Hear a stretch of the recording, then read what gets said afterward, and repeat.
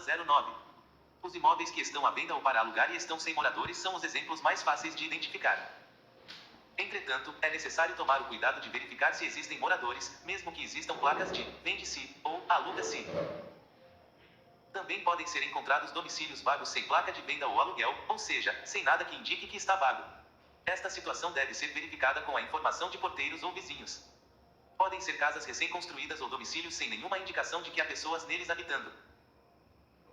É possível também que você encontre um morador residindo no domicílio na data de coleta, mas que ocupa há pouco tempo aquela unidade. Caso você seja informado que não havia moradores na data de referência do censo, classifique este domicílio como vago. A situação contrária também pode ocorrer, como indicado no quadro a seguir. Atenção! Não confundir domicílio particular permanente ocupado, DPPO, com morador ausente, com domicílio particular permanente vago, DPPV. No primeiro, os moradores apenas não estavam presentes no momento da visita, mas residiam no domicílio na data de referência. Já no segundo, não havia moradores residindo no domicílio na data de referência. Caso o recenseador descubra que um domicílio vago na data da coleta estava ocupado por uma família na data de referência, deve registrá-lo como domicílio particular permanente ocupado com morador ausente. CD-1,09. E, D, tipo de edificação do domicílio particular permanente. Sempre que for identificada uma das espécies de domicílio particular permanente ocupado, uso ocasional ou vago, você deverá indicar o tipo de edificação do domicílio. Conheça os diversos tipos de edificação existentes para os domicílios particulares permanentes. Casa.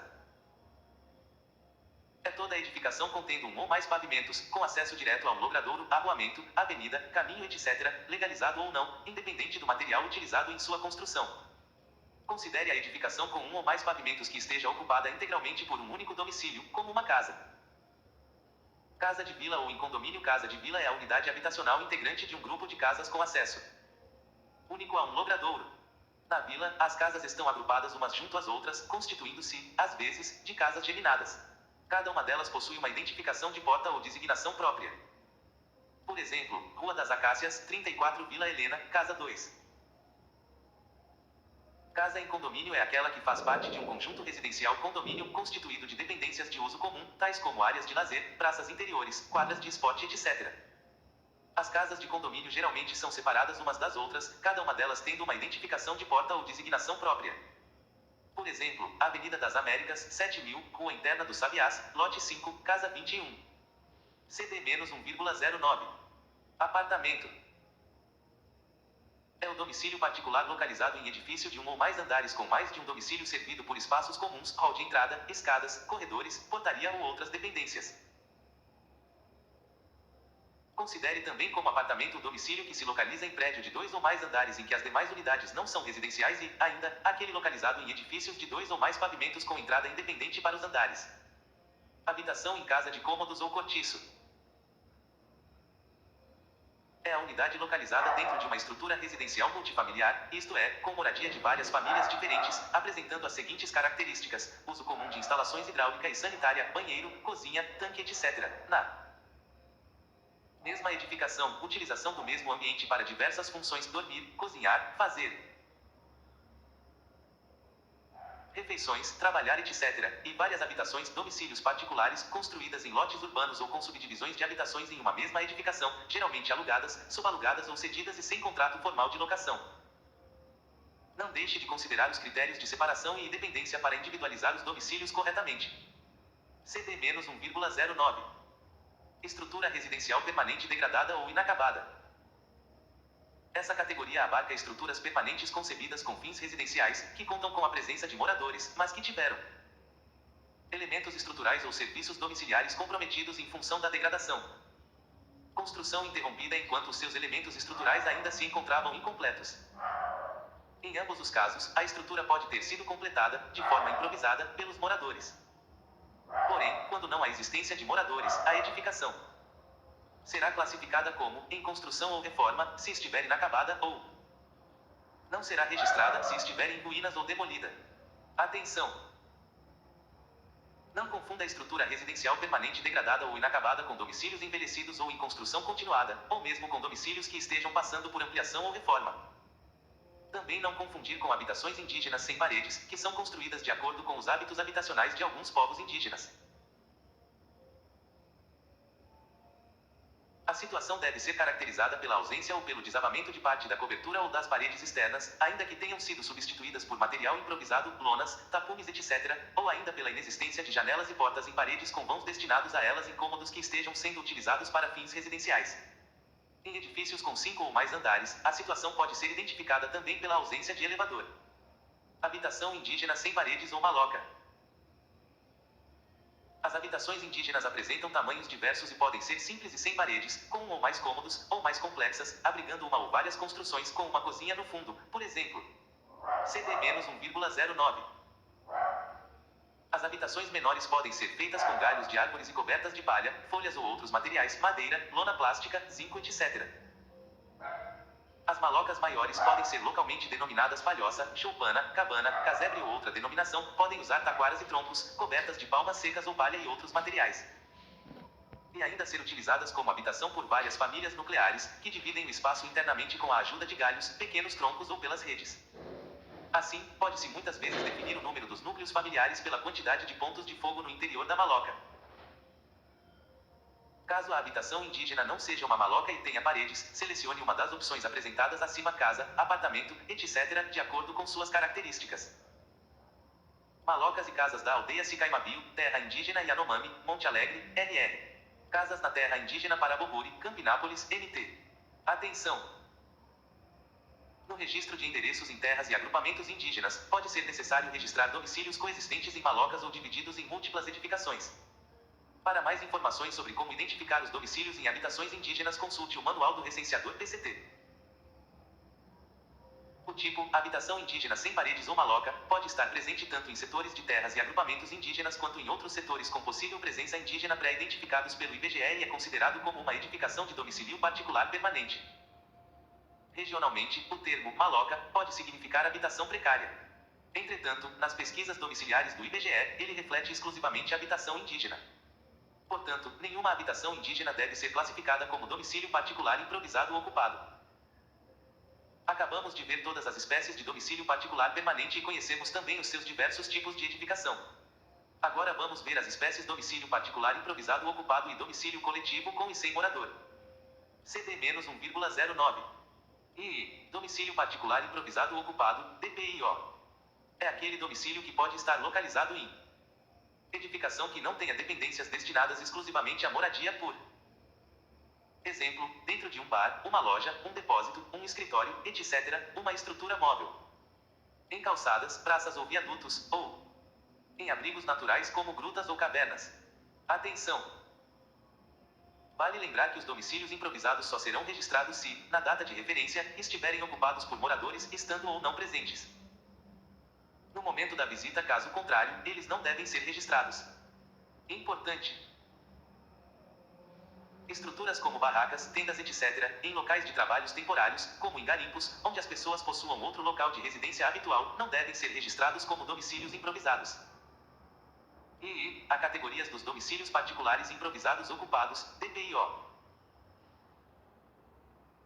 As mesmas categorias utilizadas para os domicílios particulares permanentes ocupados com o objetivo de organizar o trabalho de cobertura do setor e garantir a realização de todas as entrevistas serão utilizadas para os domicílios particulares improvisados. CD-1,09. Dessa forma, após a classificação de um domicílio como DPIO, o recenseador deverá selecionar uma das seguintes opções. Atenção! Caso não seja possível realizar a entrevista, faça o registro do DPIO no cadastro de endereços, selecionando a opção agendamento, ou não foi possível realizar a entrevista com a justificativa ausência ou recusa, conforme a situação, para que possa retornar a este domicílio até que consiga realizá-la. Se este domicílio improvisado for dentro de um estabelecimento, faça também o registro dessa espécie encontrada. Exemplos: estabelecimento de outras finalidades, EOF, estabelecimento religioso, ERLIG, estabelecimento agropecuário, EAGRO, etc. Importante: para os casos de domicílios improvisados ocupados em que não foi possível realizar a entrevista, solicite sempre que possível o número de moradores. B. Retorno aos domicílios improvisados ocupados. O retorno aos domicílios improvisados ocupados deve acontecer da mesma forma que no DPPO, obrigatoriamente nos seguintes casos: questionário web solicitado pelo morador, mas não finalizado, questionário pendente, agendamento, morador ausente, Após selecionada a espécie domicílio particular improvisado ou ocupado, você também deverá selecionar o tipo de edificação do domicílio improvisado. CD-1,09. C. Tipos de edificação do domicílio particular improvisado ou ocupado. Tenda ou barraca de lona, plástico ou tecido, abrigo feito de lona, nylon ou materiais similares de construção leve e facilmente removível, como, por exemplo, os utilizados em acampamentos de sem terras, ciganos, etc. Não deve ser confundida com barracos, de madeira aproveitada ou outro material sólido precário em terrenos particulares, que devem ser classificadas como domicílio particular permanente. Apesar das tendas ciganas serem culturalmente adequadas à habitação, para o censo elas serão consideradas DPIO pela sua mobilidade, estrutura improvisada em logradouro público, exceto tenda 1. Barraca de lona ou tecido, essa categoria abarca construções de tapume, lata, zinco, tijolos ou outros materiais, em calçadas, praças, viadutos, etc. Dentro do estabelecimento em funcionamento, espaço não destinado à moradia ou simplesmente uma acomodação, cama, colchão ou saco de dormir, dentro de um estabelecimento. Estrutura não residencial permanente degradada ou inacabada. Aplicada às estruturas industriais ou comerciais abandonadas ou inacabadas que estejam servindo como moradia sem a devida adaptação. Inclui fábricas, galpões, prédios de escritório, etc. Ponto e vírgula. CD-1,09. Veículos, carros, caminhões, ônibus, trailers, barcos, etc. Ponto e vírgula. Outros, abrigos naturais e outras. Estruturas improvisadas, qualquer dependência que não tenha finalidade de moradia mas que esteja servindo como tal. Exemplo, gruta, cocheira, ruínas de construções não residenciais, paiol, etc. Atenção! Não confundir estrutura não residencial permanente degradada ou inacabada, que é considerada DPIO, com estrutura residencial permanente degradada ou inacabada, que é considerada DPP. Atenção! Quando os moradores residem em cômodos exclusivamente destinados à moradia, localizados aos fundos ou acima de estabelecimentos comerciais em funcionamento, deve-se classificar como um domicílio particular permanente.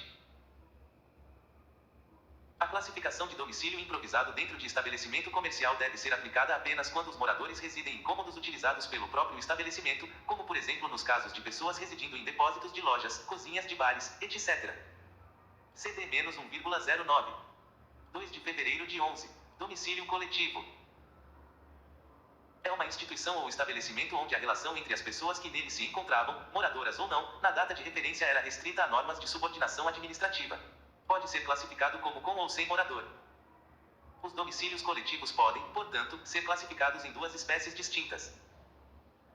Domicílio coletivo com morador, DCCM, domicílio coletivo sem morador, DCSM. CD-1,09. Tipos de edificação para os domicílios coletivos. Abrigo, albergue ou casa de passagem. Para a população em situação de rua, abrigo, casas de passagem ou república assistencial para outros grupos vulneráveis, migrantes, refugiados, etc. Clínica psiquiátrica, comunidade terapêutica e similar, instituição de internação por motivos psiquiátricos ou de dependência química, asilo ou outra instituição de longa permanência para idosos, orfanato e similar. Unidade de internação de menores, hotel ou pensão. Penitenciária, centro de detenção e similar, alojamento de trabalhadores, quartel ou outra organização militar, outro.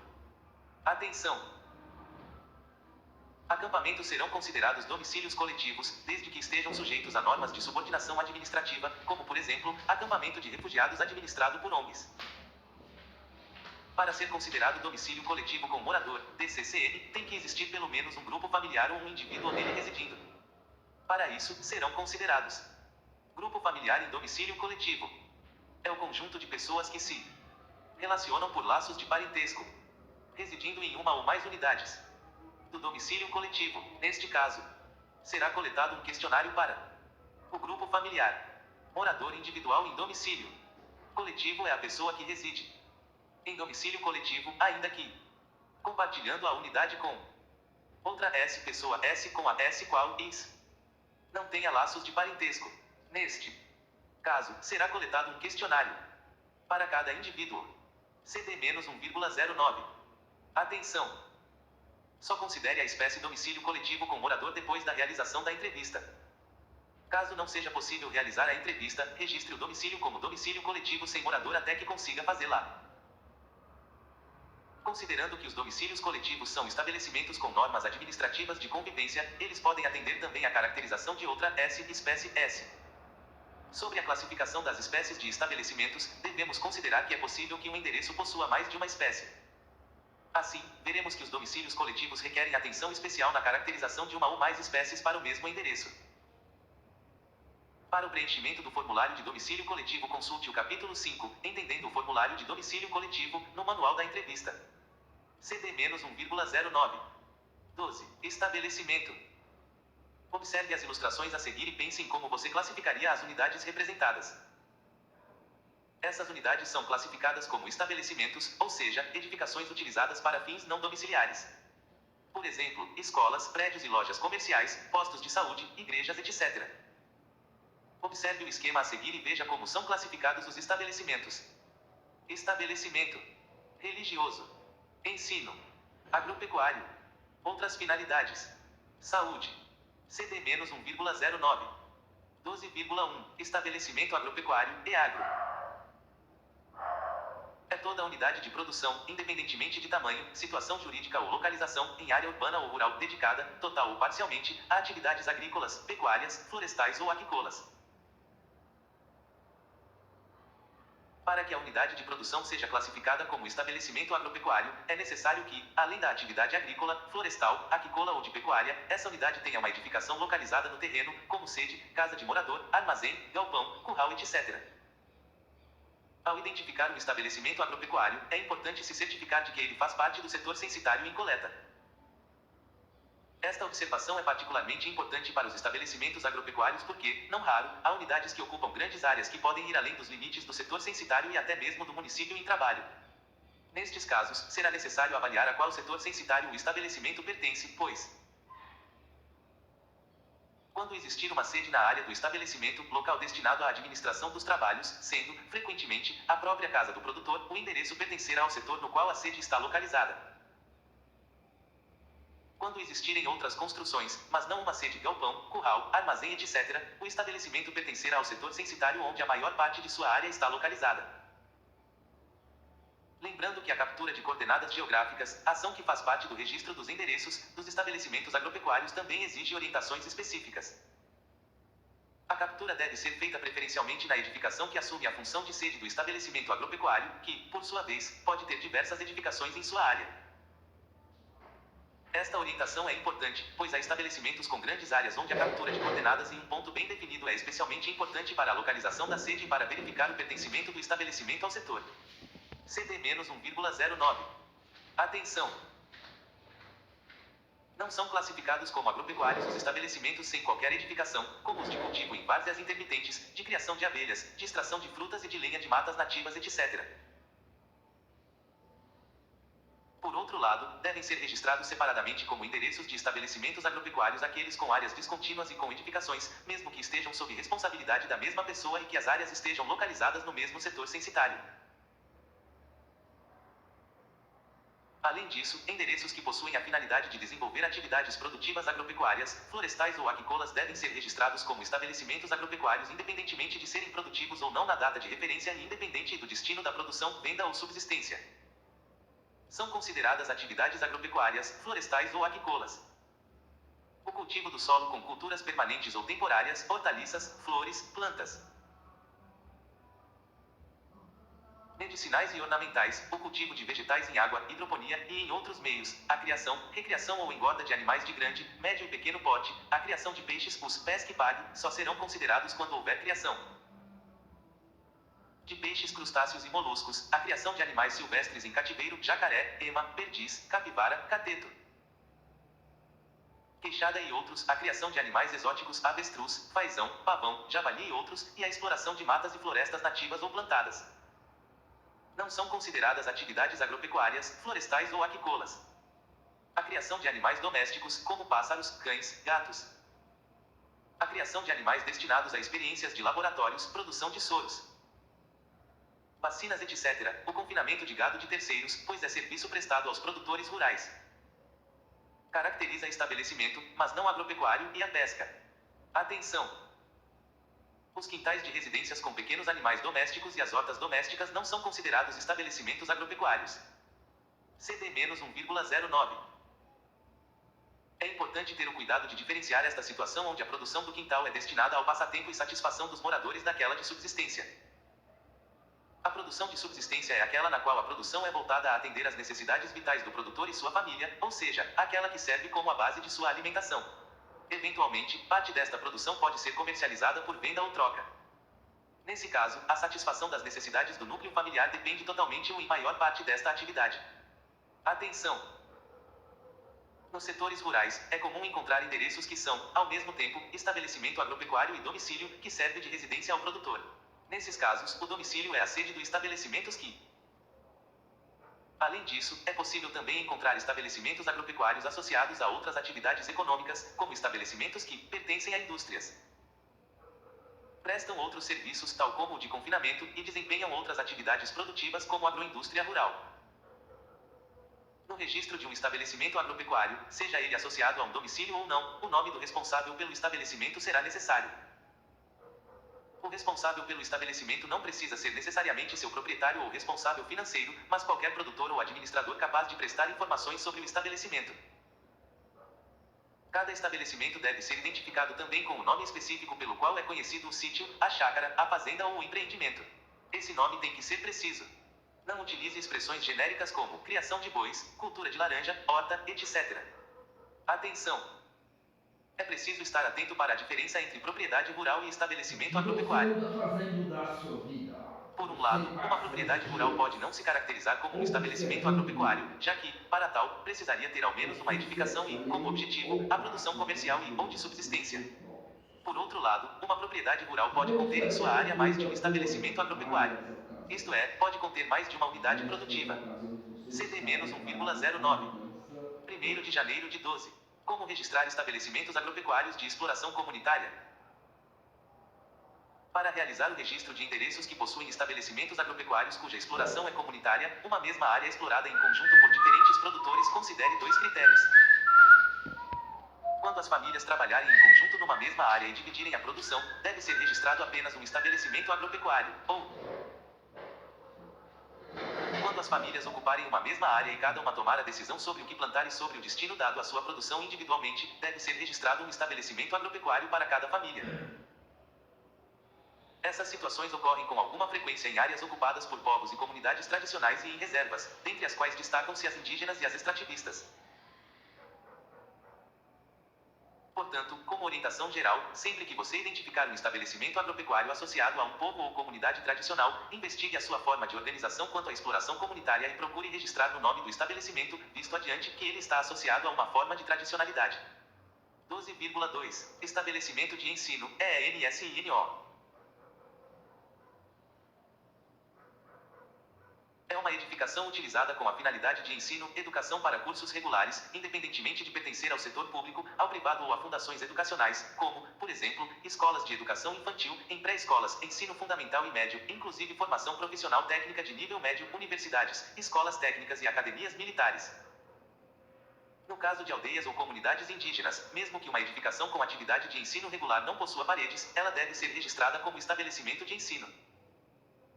Escola Municipal Farroupilha, Viamão, Rio Grande do Sul. Professor e alunos em escola indígena sem paredes. Procure identificar com clareza que tipo de estabelecimento de ensino você está registrando na espécie. Para o IBGE, é importante que seja possível diferenciar as universidades das unidades da educação técnica ou básica, de nível médio, fundamental ou infantil, bem como os estabelecimentos de ensino associados aos povos e comunidades tradicionais indígenas e quilombolas. Em geral, o próprio nome oficial da instituição traz a identificação, mas pode ser necessário incluir esta informação. CD-1,09. Não se caracterizam como estabelecimento de ensino as edificações que estejam sendo utilizadas para a prática informal de aulas de reforço ou para cursos de formação profissional, tais como inglês, informática, artesanato, etc. Neste caso, são estabelecimentos que atendem a outras finalidades. Atenção! As creches só serão consideradas como estabelecimento de ensino quando forem oferecidas em um estabelecimento formalizado, ou seja, a atividade de cuidar de crianças em casa ou organizada informalmente em outros ambientes por famílias para oferecer cuidados enquanto responsáveis estão ausentes a trabalho ou por outro motivo não devem ser registradas como estabelecimento de ensino. É o caso de cuidadoras de crianças, mães crecheiras ou creches parentais, por exemplo, que devem ser registradas como estabelecimentos de outras finalidades quando realizadas em local destinado exclusivamente a este fim. Estabelecimentos de ensino podem, ao mesmo tempo, abrigar outras espécies, como a de domicílio coletivo nos casos de internatos. É fundamental verificar sempre se o estabelecimento se enquadra na caracterização de outra espécie e registrá-la em caso positivo. 12,3. Estabelecimento de saúde, ESAUDE. É uma edificação utilizada com a finalidade de ações na área de saúde. Abrange todos os estabelecimentos de saúde, independentemente de pertencerem ao setor público ou ao privado, que prestam atendimento a pacientes em regime ambulatorial, clínico, internação, emergência ou serviço de apoio à diagnose e terapia. Deve possuir instalações físicas exclusivas e com profissional de saúde para o atendimento de pacientes. São exemplos: clínicas médicas, consultórios, postos de saúde, clínicas de radiologia, de exames, laboratoriais, psicoterápicas, odontológicas, prontos-socorros, hospitais, casas de saúde indígena, polos base de saúde indígena e outros. CD-1,09. Procure identificar com clareza que tipo de estabelecimento de saúde você está registrando na espécie. Para o IBGE, é importante que seja possível diferenciar os exemplos citados acima, inclusive aqueles associados à saúde de povos e comunidades tradicionais. Em geral, o próprio nome oficial da instituição traz a identificação, mas pode ser necessário incluir esta informação. Atenção! Os estabelecimentos de saúde com internação são classificados também como domicílio coletivo com ou sem morador, conforme o caso. 12,4. Estabelecimento religioso, ERLIG. É um local, edificação ou parte de edificação, utilizado com a finalidade exclusiva de congregar pessoas que comunguem da mesma fé ou crença para a realização de cultos e rituais religiosos. Exemplos: igrejas, congregações espíritas, templos budistas, sinagogas, mesquitas, terreiros, casas de reza, etc. Atenção! A prática eventual de cerimônias religiosas sem local exclusivamente destinado a este fim em domicílio particular não caracteriza a unidade como um estabelecimento religioso. CD-1,09. 12,5. Estabelecimento de outras finalidades, EOF. É uma edificação utilizada para outros fins que não se enquadrem nas opções anteriores, como oficinas mecânicas, bancos, farmácias, escritórios, associações, lojas e comércio em geral, etc. Vale destacar que, na última operação censitária, 2010, os estabelecimentos religiosos foram registrados como estabelecimentos de outras finalidades. Portanto, nesta operação, não será raro encontrar estabelecimentos religiosos com a espécie de outras finalidades, que deverá ser alterada para a finalidade atual. Atenção! A prática de atividades econômicas informais em domicílio particular, sem local destinado exclusivamente a esse fim, não caracteriza a unidade como um estabelecimento de outras finalidades. 12,6. Dados do estabelecimento. Nome. O nome do estabelecimento identificará se a unidade é, por exemplo, uma escola da rede municipal, uma farmácia ou uma loja de roupas. Observe abaixo os exemplos de como preencher o nome do estabelecimento. Estabelecimento identificar como Agropecuário Fazenda Bom Pastor, Sítio Ferreira. De ensino: Escola Municipal Barão do Rio Branco, Colégio Indígena Estadual Caraicoera e Renda, Escola Estadual Quilombola Professora Rosa Doralina, Colégio Santo Inácio. De saúde: Hospital Municipal Rio Negro, Casa de Saúde do Índio de Brasília, Casai TF, Unidade de Saúde da Família de Conceição das Crioulas.